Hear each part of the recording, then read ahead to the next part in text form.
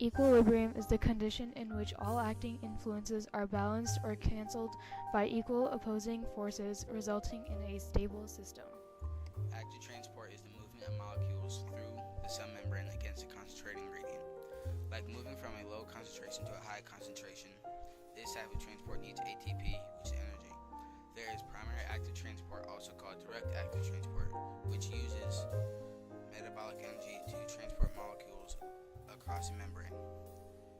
And there's endocytosis, which is when the cell takes materials. The cellular membrane folds around the desired materials outside the cell. The ingested particle becomes trapped within a pouch or vacuole. Often, enzymes from lysosomes are then used to digest the molecules absorbed by this process. There is also exocytosis, which is when this cell releases materials or waste. The cell membrane folds in and connects with the vacuole, and the vacuole opens, and the materials or waste are released from the cell and then exit the cell.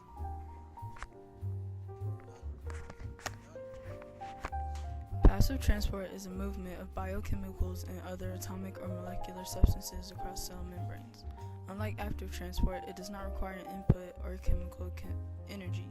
The rate of passive transport depends on the permeability of the cell membrane, which in turn depends on the organization and characteristics of the membrane lipids and proteins. The four main kinds of passive transport are diffusion, facilitated diffusion, filtration, and osmosis. Diffusion is net movement of materials from an area of high concentration to an area with low concentration. The difference of concentration between the two areas is often termed as the concentration gradient, and diffusion will continue until the gradient has been eliminated.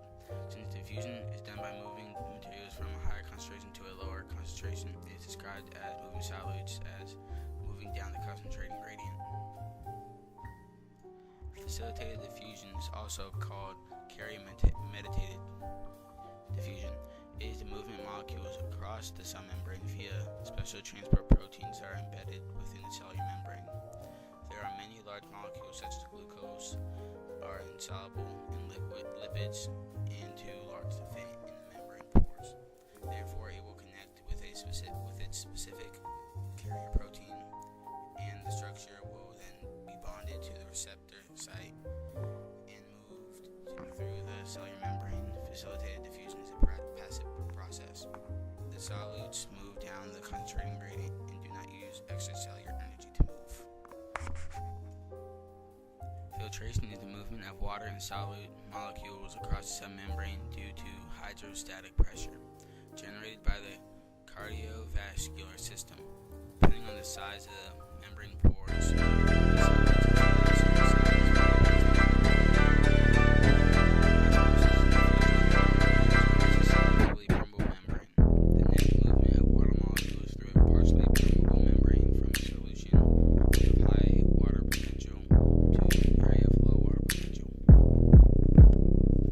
Hypotonic solution. The movement of water molecules go in the cell because the amount of water molecules in the cell is less than the solution it emits, so it swells.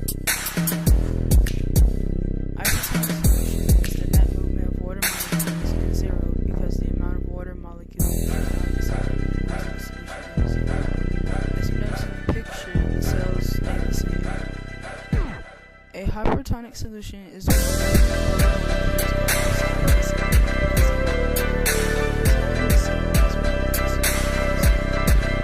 notice in the first diagram, the cell shrinks.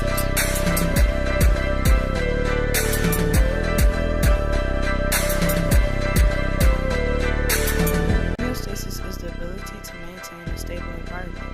Examples of homeostasis in the human body are body temperature, glucose concentration, fluid volume. A little bit more about body temperature is that it can be maintained throughout your internal systems. The body takes control of the temperature by producing heat or releasing excess heat, like sweating. Glucose concentration is the amount of blood sugar running through your bloodstream. Primary succession is when soil is present and things begin to grow. It could take thousands of years to do this.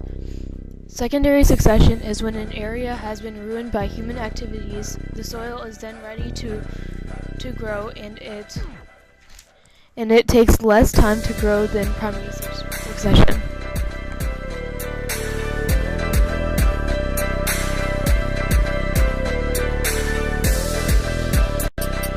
Animal adaptations are how animals get used to where they live. An example of this can be found with giraffes. They use their long necks to reach higher leaves and nutrients. Some other species of cactus have deep roots, which help them carry their water for a long amount of time after rain has stopped. Plant adaptations include the cuticles, which are waxy layers of plants that help plants keep their water.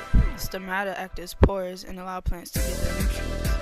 Vascular tissues is a site where osmosis and diffusion take place in plants.